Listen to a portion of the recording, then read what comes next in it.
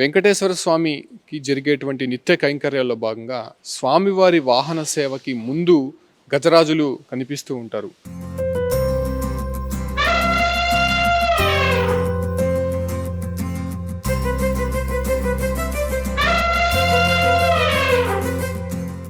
అంటే ప్రధానంగా గజరాజులు అనేది లక్ష్మీదేవికి సూచికగా మనం భావిస్తూ ఉంటాం.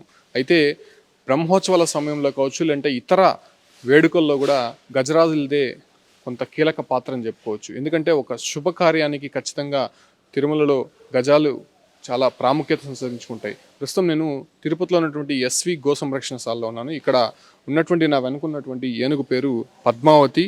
దాదాపు 35 సంవత్సరాలు ఉంటుంది. 25 సంవత్సరాలుగా అటు టీటీడీలో జరిగేటువంటి కైంకర్యాలు కావచ్చు, అంటే స్వామివారి జరిగేటువంటి ఉత్సవాలలో ముందుగా ఈ గజరాజులే ఉంటాయని చెప్పుకోవచ్చు. దీని పేరు పద్మావతి. అదేవిధంగా మనకు వెనక కనిపిస్తున్నటువంటి మరో ఏనుగు పేరు అవనిజ. ఇక్కడ మరో 2 ఏనుగులు కూడా ఉండేవి, వైష్ణవి, లక్ష్మి అనేటువంటి 2 ఏనుగులు కూడా. అవి ప్రస్తుతం తిరుపతిలో ఉన్నటువంటి రాములవారి గుడిలో కొంత ఉత్సవాలు జరుగుతున్నటువంటి నేపథ్యంలో అక్కడికి కూడా పంపించినటువంటి పరిస్థితి. అంటే కంప్లీట్గా దీన్ని ఇక్కడ చాలా కేర్ టేకింగ్ తీసుకుంటూ ఉంటారు. ఎందుకంటే స్వామివారి సేవల్లో పాల్గొంటూ ఉంటాయి కాబట్టి చాలా చాకచక్యంగా వీటికి వ్యవహరిస్తూ ఉంటారు. వీటికి ఫుడ్ విషయంలో కావచ్చు, అంటే కేర్ టేకింగ్ విషయం, మరోవైపు హెల్త్ పరంగా కూడా చాలా జాగ్రత్తలు కూడా తీసుకుంటూ ఉంటారు. ప్రధానంగా ఫుడ్ విషయానికి వస్తే ఇవి రాగిపిండి సంగటితో పాటు ఉప్పు బెల్లం కలిపి పెడతారు. దాంతోపాటు కూడా ఈ చెరుకు సంబంధించినటువంటి ఆకులను కూడా తినిపిస్తూ ఉంటారు. అంటే ప్రత్యేకమైనటువంటి రోజుల్లో కావచ్చు, అంటే కొంతమంది డోనార్స్ ఇచ్చేటువంటి సమయంలో వీటికి పుచ్చకాయ కావచ్చు, అంటే చెరుకులు అలాంటి వాటికి కూడా వీళ్ళు పెడుతూ ఉంటారు. ముఖ్యంగా ఈ ఏనుగులు దాదాపు 3.5-3.75 టన్ను దాకా ఉంటుంది. అంటే 3750 కేజీలకి పైగా ఇవి వెయిట్ కూడా కనిపిస్తూ ఉంటుంది.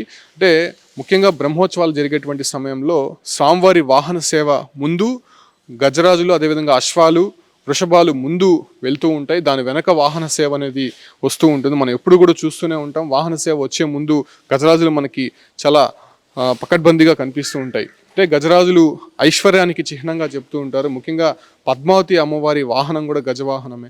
ఈ రకంగా గజరాజులంతా కూడా చాలా ప్రాముఖ్యత సంతరించుకుంది.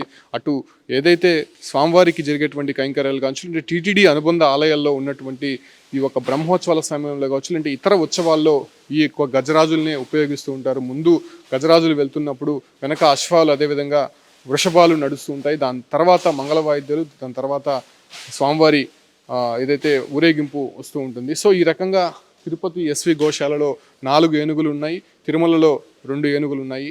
ఎప్పుడు కూడా స్వామివారికి జరిగేటువంటి వేడుకల్లో ఇవన్నీ కూడా ముందుగా ఉంటాయి అని చెప్పచ్చు. సో వీటిని కేర్ టేకింగ్ తీసుకోవడంలో కావచ్చు, అంటే వీటిని సంరక్షించే బాధ్యత మొత్తం తిరుపతిలో ఉన్నటువంటి ఎస్వి గోశాల ఉన్నటువంటి అధికారులు కావచ్చు, అంటే మావటీలు తీసుకుంటూ ఉంటారు. వాటికి ఎటువంటి జాగ్రత్తలు పాటించాలి, అదేవిధంగా వాహన సేవల్లో వెళ్ళేటువంటి టప్పుడు అవి కొంత బెదరకుండా, అదేవిధంగా అక్కడ ఎటువంటి హడావిడి చేయకుండా వాళ్ళు చాలా జాగ్రత్తగా కీలకంగా వ్యవహరిస్తుంటారు. సో ఈ రకంగానే తిరుపతిలో ఉన్నటువంటి ఈ యొక్క ఏనుగులు కూడా అలాగే జాగ్రత్తగా దాదాపు 25 సంవత్సరాల నుంచి వీటిని కాపాడుకుంటూ వస్తున్నారు. సో ఈ రకంగా స్వామివారి కైంకర్యాలకి, అదేవిధంగా వేడుకల్లో పాల్గొనేటువంటి గజరాజులు ప్రస్తుతం మనం చూస్తున్నాం. వీటిని చూడాలనుకుంటే తిరుపతిలో ఉన్నటువంటి ఎస్వి గో సంరక్షణశాలకి విజిట్ చేయాల్సిందిగా సుమన్ టీవీ కోరుకుంటుంది.